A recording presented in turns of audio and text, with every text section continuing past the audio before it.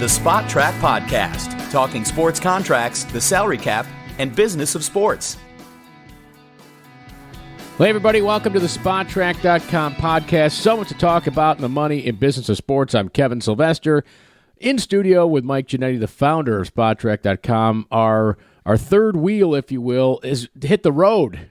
See, I worked that in, the wheel on the road. Doing some real work, huh? Doing some real work. Nice. Paul Peck is on the road because he is announcing UB against Ohio football game in the Mid-American Conference. That game is tonight, the day we're recording this podcast, but he's kind enough to shake off the hangover and join us here on the podcast. He's linked up with the right Buffalo team, though, isn't he? Hanging out in Columbus, Ohio, where many of the future players that Mike will be tracking for big money in the NFL currently reside. Where did you guys go to dinner in Columbus? Because there's so many good choices. We went to this authentic Sherman restaurant, which was really cool. Like waitresses wearing like lederhosen, authentic. So you're over near the campus of Ohio State in Germantown area, right? That is correct. Nice. Schmitz, it was called, and it was awesome. Okay. It was legit, like sausage and sauerbraten for dinner kind of place. All right, that's good. Very good. Had I known, I would have sent you guys to the Thurman Cafe. Really? Anybody goes to Columbus, the Thurman Cafe, not for.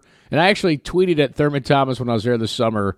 They had a burger called the Thurminator, which is Thurman's nickname. At times when he played in Buffalo. Is he from there?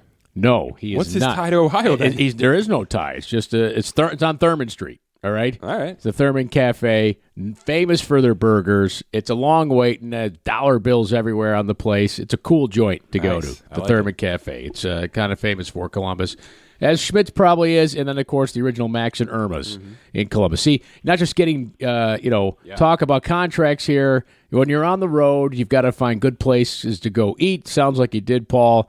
And you guys had a good time. Perfect recipe for a hangover is math, by the way. So math is a great recipe for a hangover, right? Well, you focus more. Absolutely. You got to think more. Is Le'Veon Bell hungover today? I'm just wondering when he realized he's making squat this year for playing football because he did not report to the Steelers. Yeah. And there's some ramifications from that, but just in general, are you surprised, Mike, at this move? I'm not surprised. I don't think the Dez Bryant injury was, Good point. Yeah, I think that was probably the nail in the coffin, don't you think? If there was any doubt of him coming back, that was probably going to be it, because that's exactly the point. I mean, that's exactly what he wanted everybody to see, unfortunately for Dez, right? But that's what he wanted to convey, to Pittsburgh, to the league, really, that this is what you risk when you're on a one-year deal, even if it's $15 million, right? So, I mean, Dez is going to have trouble next year getting a contract now, just like Earl Thomas is going to have trouble next year getting a contract, right? Because he broke his leg in week 3. So, it's not surprising to me. It's surprising that he's giving up this much money and he's a running back.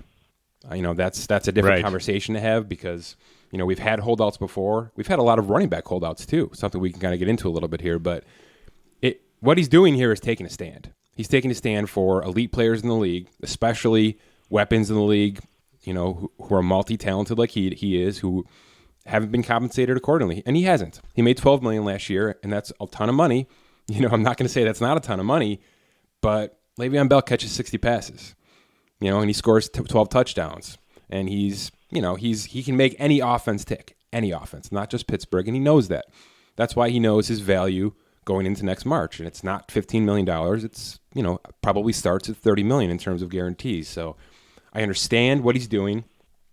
What's really not being said enough, and something that I want to convey, and I wish more people would, is this is a shot at the franchise tag.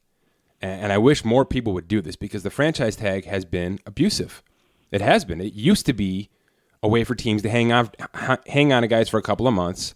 Maybe a few of them ended up playing out that tag, kickers and punters who, you only had to pay maybe $1 million more than you were normally going to pay him to keep him on a franchise tag. But this is completely different now. We've seen it with Cousins. We've seen it with Bell now back-to-back years. Teams are abusing this power because they know that they have full control. The player has absolutely no control in this conversation outside of doing what Bell's done. So this is an attack on the franchise tag. This is It's an issue that the CBA needs to address in a couple of years when that comes up. I hope it gains more steam. I hope it gains more publicity.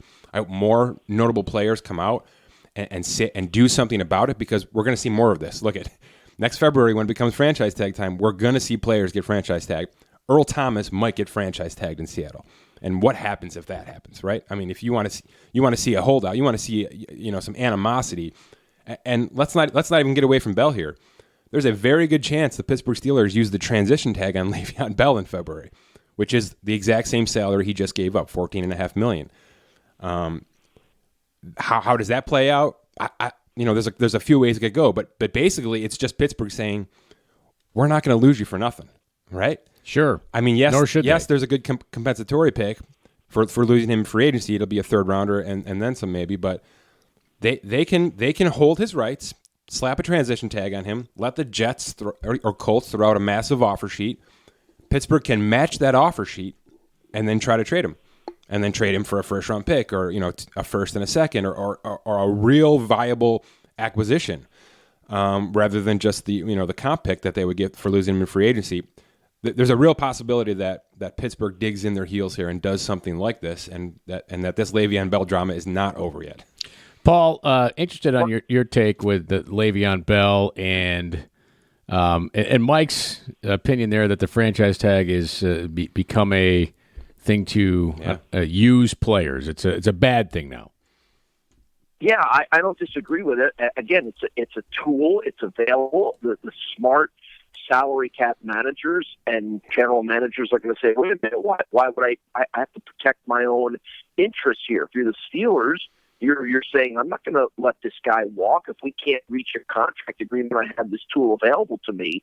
My question to you, and what I was thinking about, was at what point did this holdout for Le'Veon Bell reach the tipping point where Le'Veon says, you know what, one of the things I get beat up about is how many carries and how much I get used and the lifespan of a running back.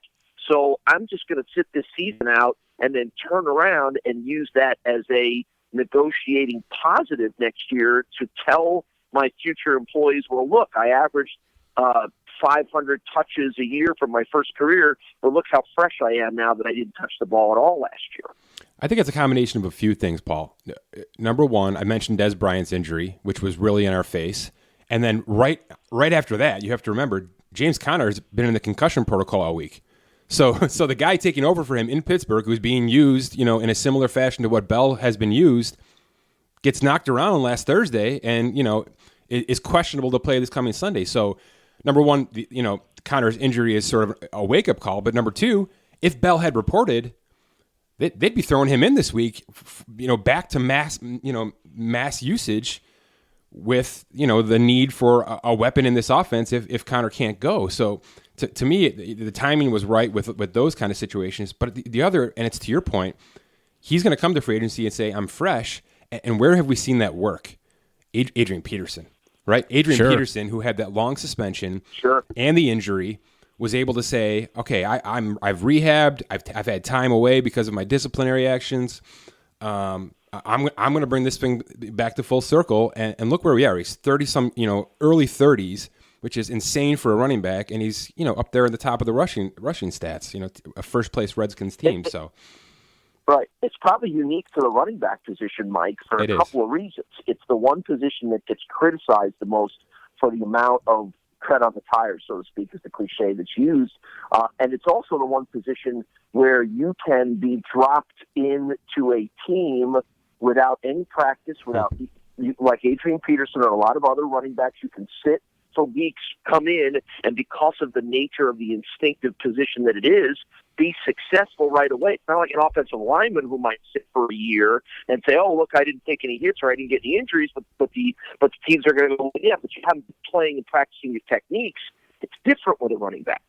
Yeah, but it's also, see, I want to look at a different angle to this right now. Because, if I were a player and someone who's worked under contracts, I get the long-term stuff.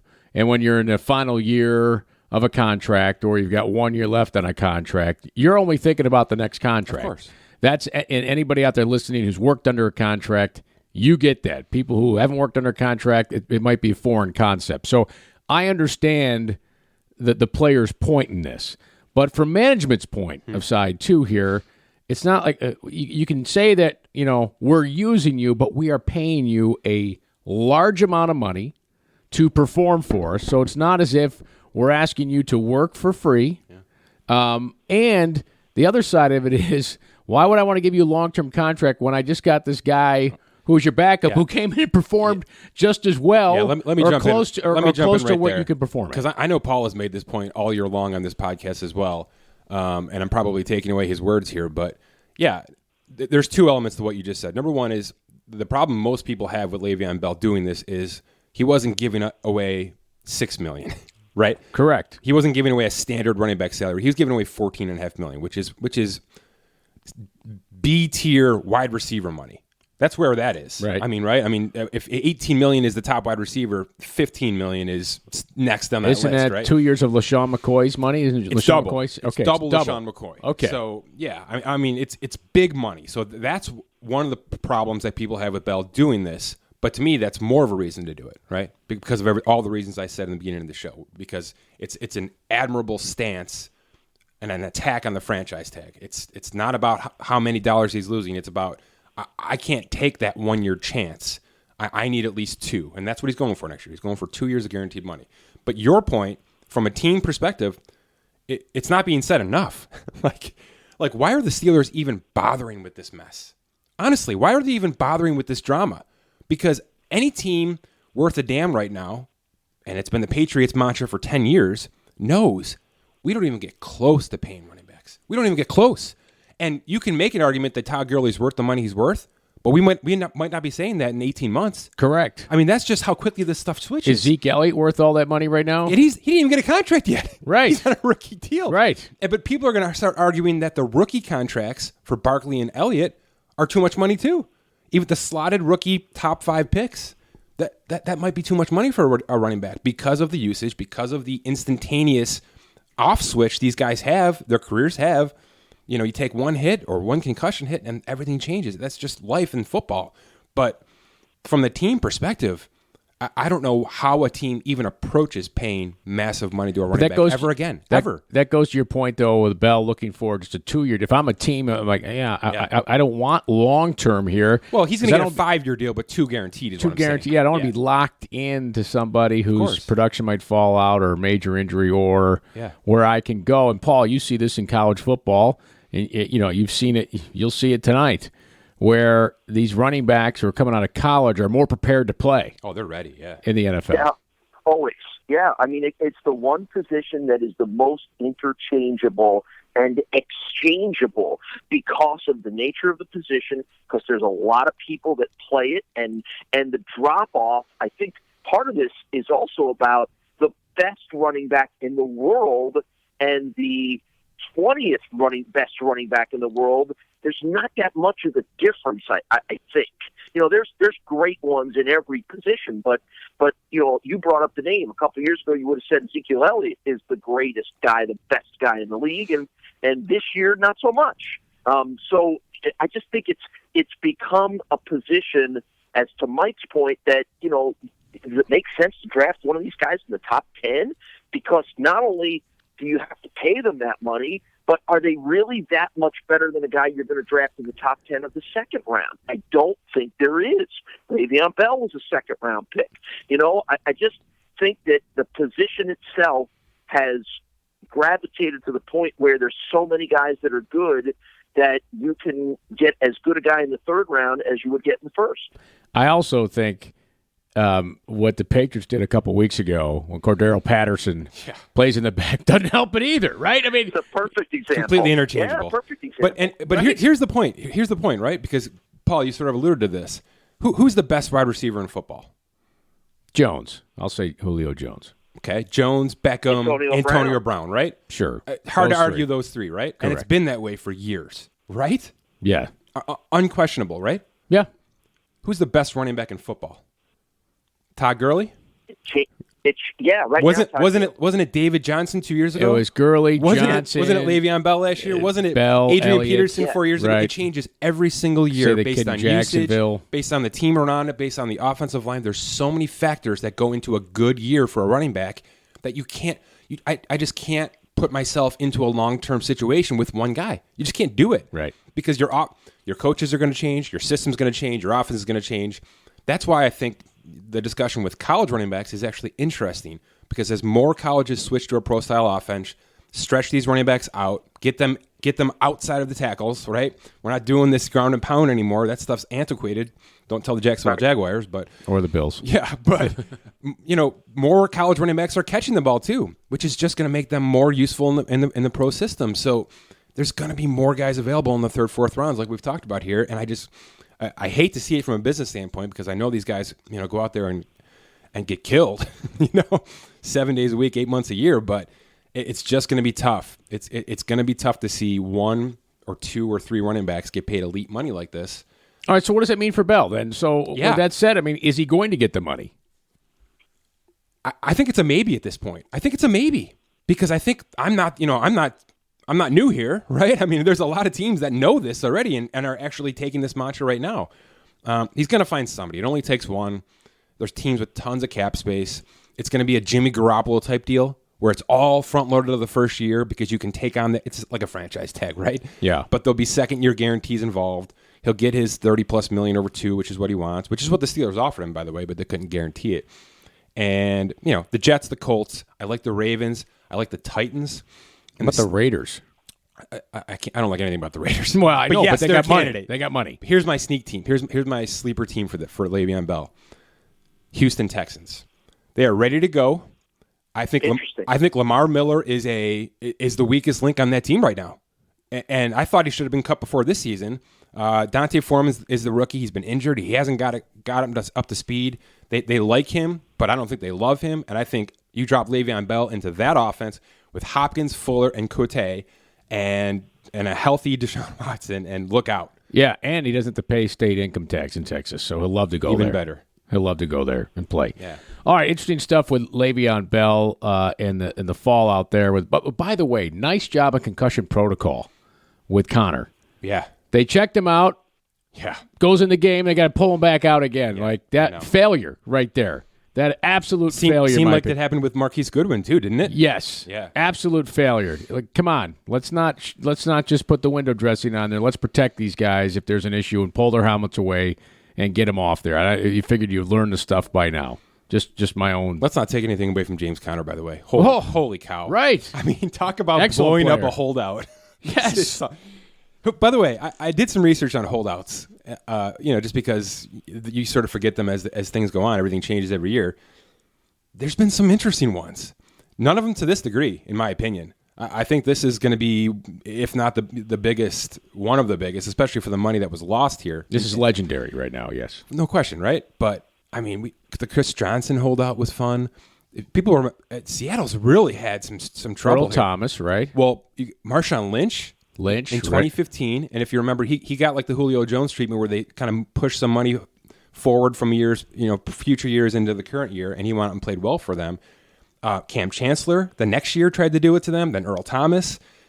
It's been the Pete Carroll era out there has been kind of ugly in terms of finances. I thought everybody loves it out there. I thought Pete Carroll is the happy uncle that makes everybody feel. They were good trying to get a free Xbox account. That wasn't happening for them. But there's been some interesting ones.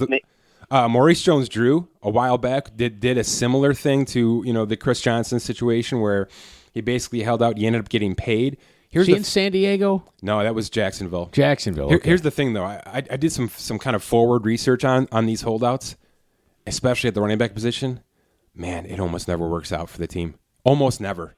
Marshawn Lynch had a nice year in 2014 after he got an extra $1 million, which is all he got for that year. Outside of that, Johnson's career completely busted out after he got that deal with Tennessee. Same thing with Jones-Drew. He was 2 and done after his holdout. Even Emmitt Smith's holdout really didn't pan out for anybody after the fact. All of these running backs. Dickerson had 2 way back. We're talking a lot less money, but it really has not favored the team at all. So buyer beware on Le'Veon Bell, because if you're the team that goes and gives him the contract that he's demanding with this holdout, it just know that in running back holdout history, it has not gone well. Maybe for the first year, but man, after that, you are going to take a decrease in production. It's just what happens, especially for a 28-year-old guy. Fascinating. Yeah. With that, how it hasn't worked out for the teams. And, it'll be interesting to see what teams do going forward if Le'Veon Bell has now set the bar, if you will, for players who are tagged with a franchise tag or a transition tag, which you predict will happen for the Steelers? I think it's a 50-50 chance that the Steelers try to keep this thing going and actually slap a transition tag on him next February. And if that's the case, look out. It's going to get ugly. Can they just trade his rights without the tag? No. He'll be a free agent when the league starts, and he will not belong to the Steelers anymore. Interesting. Okay. Yep. So he's headed for free agency unless he's tagged. And if they tag him, we could go through this again next year. If nobody makes him an offer, and nobody trades for him, he could do the same thing next year. Yeah. For the same amount of money. It's the exact same money. Transition tag. $14.5 million. Because the franchise tag next year would be the quarterback tag, $25 million. They're not doing that. Even though that's probably what he wants guaranteed. And they can't trade him unless he signs that franchise tag, the transition tag next year? That's that right? That's right. It's like a restricted free agency, Paul, where essentially they slap the tag and then teams can start to file in the offers, which they would. I mean, the Jets and the Colts, I would assume, would come in hot with a multi-year deal, but then Pittsburgh would have to match it before they could trade him. You know what I mean? He would have to be essentially signed to the Pittsburgh Steelers to be able to trade him. Otherwise, he'd go to the new team. So you could really screw the Steelers, make them sign him. We changed our mind. Yeah, and we're not going to trade him because really that's the risk they run. It'd be a wink, right? Yeah, like we'll match your offer, but then you're going to give us a second-round pick for it, right? Yeah, and if they don't, it's all wink. It could be a lot of fun, but for Le'Veon Bell, it'd be an absolute nightmare. An absolute nightmare. I mean, just let this guy walk at this point. That's funny stuff. All right, I know some other things you want to get to here. Yeah, this got me thinking a little bit just about where we're going with massive contracts, because when you kind of circle around to the other sports in the league right now, obviously basketball is that, like we've said it a million times, that's where the money is, but it seems to be stable.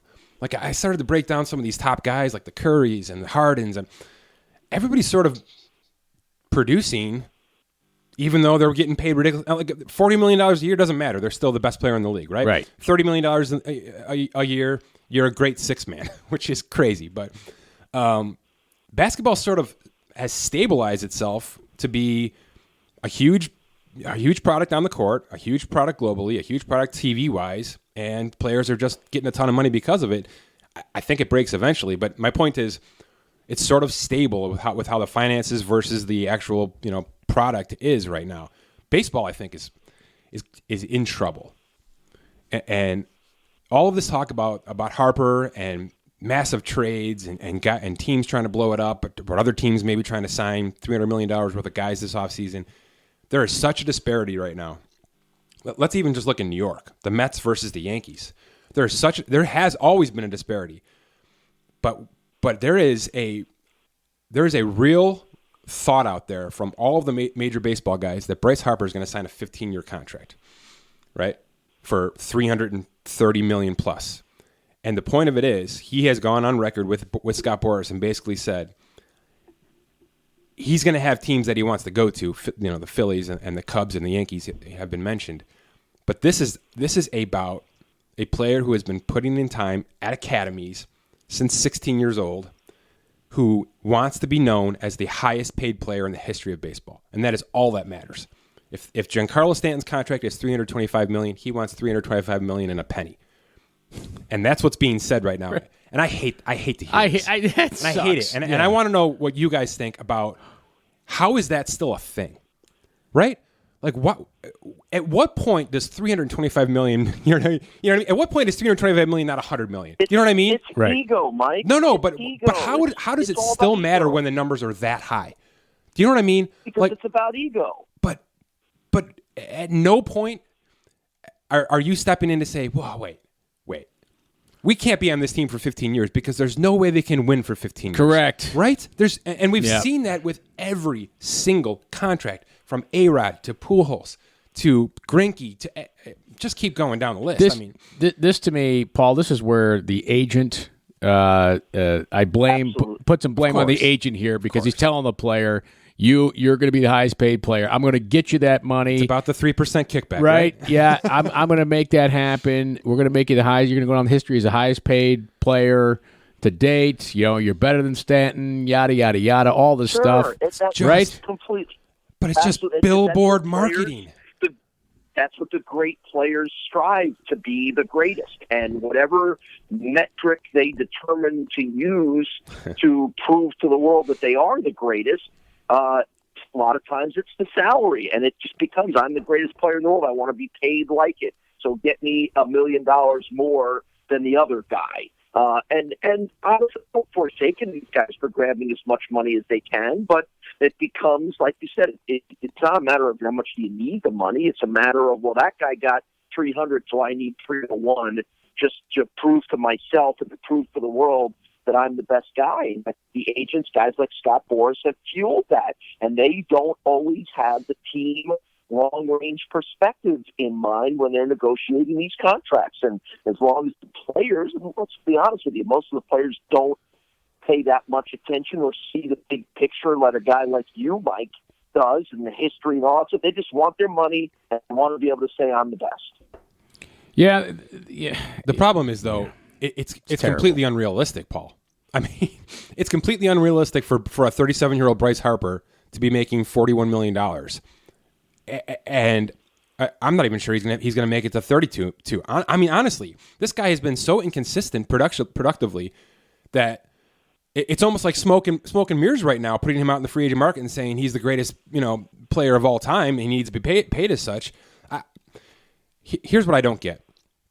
These guys are competitive as hell. I've seen video of Bryce Harper at like age 12 just mowing down people, right? I mean, these guys grew up just like we all did, playing sports. Right? Well, no, because we knew about him at age 12. I mean early. Right. Yes. I mean, they playing grew up the game, just wanting to beat the heck out of the other kids on the playground, right? Right. And that doesn't go away.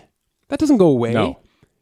He has to foresee that a contract that is doing this to one team, $40 million plus, if whatever it's going to be, is going to hurt that team's ability to win in 3 years.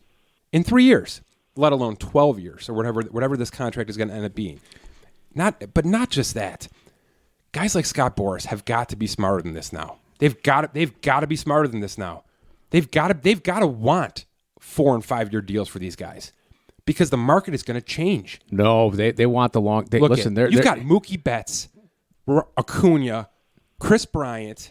I'm missing guys, but there is a core of young players. Frankie Lindor, Corey Seager, there is a core of young players right behind Harper that are going to reset this market in 3 years. I mean, crush it. Bryce Harper is not going to be the highest paid player in baseball in 4 years. It's just not going to happen.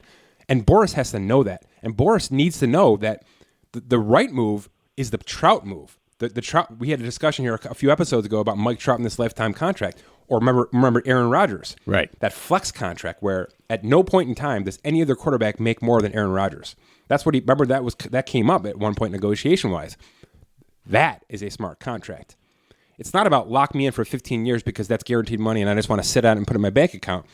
It should be an evolutionary thing, right? A 4 to 5 year deal. So the question to you then is, Scott Boras and those guys are smart. They know this. They see this. Yeah. So why do sometimes you feel like a guy like Scott Boras is the one who is fueling a Bryce Harper's desire to have the crazy long contracts that you're talking about? So that's maybe what I don't understand is the agents are smart. They know this. They see this. So is it just sometimes driven by, well, that's what my client wants, and I need to keep my client, so I need to keep them happy? It's because it's easy, Paul. Because I want cash in hand, and I don't want to finance it, right? Right? When you go to buy a mattress at a store, they'd rather you pay cash right now rather than finance it over 6 months, right? That's exactly what we're talking about here. Why not just get the $325 million right now, all up front, and give Scott Boras his 3% kickback right now? rather than have to do this 3 times over 12 years, even though that's better. That's probably better for both, right? If Bryce Harper really is this historic player, with it that way. yeah, he's going to be able to reset the market in 4 years with another $50 million per year contract. If I'm the agent, I'm not willing to take that risk. That's the risk. That's the risky. There are other risk factors too here when it comes to professional athletes, and it's performance dropping off. It's stuff happens. I think of the Harper's been injured. Yeah, I think somewhat regularly. I think of the guy in Texas. Who was the Texas Ranger there? Not A-Rod. No, not Payrod. Right? Who got the big Josh Hamilton. You have to get it. I'm thinking Josh Hamilton. No, and I'm not suggesting that with Harper, but I'm just saying, hey, there's a guy who's on top of the world, and I'm all of a sudden gone. Yeah. Right? Yeah. With big money. So, yeah, if I'm the agent, I get the agent. 2 things, like, one, for recruiting other top players. Hey, I got Bryce's money. I'll get you your money. And, yes, he just wants to, looking at that big number at the end, that 3%. I don't have to go through this 5 because I don't know if Bryce Harper's going to be good in 5 years. What he was in 5 years. My favorite part of Scott Boras doing this right now is that he's already promoting Harper as a potential first baseman. He's already saying, yeah, I know he's not going to do this forever, but he can also play first base, right? So you want him for 15 years. What are we talking about? Nobody wants him for 15 years. What are we talking about here? Yeah, nobody. Be the Houston Astros, please. Right. Build your system. Keep it growing. Make it fluid. Do not lock in 15 years on anybody. I don't care how historic they think they are. Well, if you're looking at Bryce Harper, can't you sign 2 players for $20 million that hit the same amount of home runs, and isn't your lineup better? I have to ask you this question because this has been bothering me. If you had Bryce Harper and Mookie Betts side by side with equal amount of experience, right? They're both about to hit free agency. I'm taking Mookie Betts. Isn't everybody? Yes. Isn't every single person taking Mookie Betts? Yes. So what are we talking about here with this Hall of Fame historic contract? What are we talking about? Right. So why do I think I know the answer to this question, but I'll let you answer. So why do the teams buy into this then? The teams know it doesn't make sense, but the teams are the ones who would rather do different kinds of deals, but eventually somebody is going to give Bryce Harper what he wants. Why? I'll answer that. Because, and having worked for a professional sports team, because I can sell tickets, I can sell jerseys, I can sell all these things and recoup some of that money back. Not when he's batting .210 and they've got 12 wins. Doesn't matter. Going in right away, I'm going to reap benefits immediately from that signing from Bryce Harper jerseys, you name it. People are going to want it. People are going to want it. Well, and listen, player Paul, Kevin, too. You're right. Owners are going to. There's an owner ego that's involved in this too. Everything you're saying makes perfect financial sense, but somewhere along the line, an owner is going to say, "I want that guy," or they're going to say, "I don't want my competitor to have that guy." I grew up in the George Steinbrenner Yankees era when those decisions were strictly made by George waking up one morning and saying, "I want that guy. Get me that guy." And if you didn't get him that guy, you were going to be out of a job. So all the logic and negotiation and all the things that went into those decisions didn't matter anymore because the owner said he wanted them. Well, and there are other teams. Well, let's look at the Cubs, for example. If the Cubs pull the trigger on Harper, that's a win now move, right? Yeah. It's a win now move to get another World Series. Yep. In the short term. They know in the long term it's going to, hurt, and luxury tax will likely come in and such, but they'll make it from playoff games and merchandise and all those things in the short term. And then we'll worry about that down the line. And frankly, they'll say, it's going to be somebody else's problem then anyways. Yeah, and I'm not going to care about it. I guess that's my initial point with baseball, I think, is in trouble because that has been the thinking for way too long. And while some teams have evolved, away from that, the major markets have not because money is funny, right? It doesn't matter to those markets. And that's still true. Believe it or not, I know many of these teams are getting themselves in good luxury tax standing, but this is another discussion to have. And maybe a reason that Boras is really pushing this long deal is who knows what's going to happen with this next CBA. There's going to be a big push for change, maybe a soft cap. I mean, there might be some real logistical financial changes with baseball, which I think are necessary, by the way. But it boggles my mind that we see all these other sports sort of evolving and coming into a more compacted situation. And then we had the free agency we had last year with baseball, which was great. It was almost as if owners and GMs were coming together and saying, we're going to buckle down, and we're not going to give JD Martinez $30 million. And, nobody's going to get a deal too early. We're not going to overpay for anybody in December. We're going to see, let our rosters evolve and see what we can get via trades and all that stuff. Everything just seemed right. And now we're right back to square one with, well, we got to pay Bryce Harper whatever the hell he wants because he's batting .220. Right. What do we want? What are we doing here? I hate it. I hate to see this because it's by far my favorite sport. But from a financial standpoint, it is the one that drives me the craziest. All right, I do want to mention just back to basketball real quick. You have a the Monday morning financial NBA round. If you haven't seen it yet, go check it out. There's some interesting financial tidbits in there. One on the Wizards. I didn't realize how much money the Wizards spent this year to suck. Yeah, they made some really bad calls. Oh. I mean, look at it. You understand them going up John Wall and Bradley Beal and locking in their 2, but they made a really bad call with Otto Porter Jr. Yeah. A guy he's scoring like 6 points right now. I mean, really, he's bad. 6 more than Otto the bus driver from The Simpsons. In fact, I'd even go out on a limb and say that they're only playing him because of the money he's making. Yeah. If he wasn't making that money, he's sitting his butt on the bench. But look at maybe they turn a corner. Who knows? That's a team that should be a top 3 in the East right now. They're not even close. But Jimmy Butler trade. Yeah, let's talk about this. This was great. For Philly, yes. I don't know why this didn't happen 2 months ago.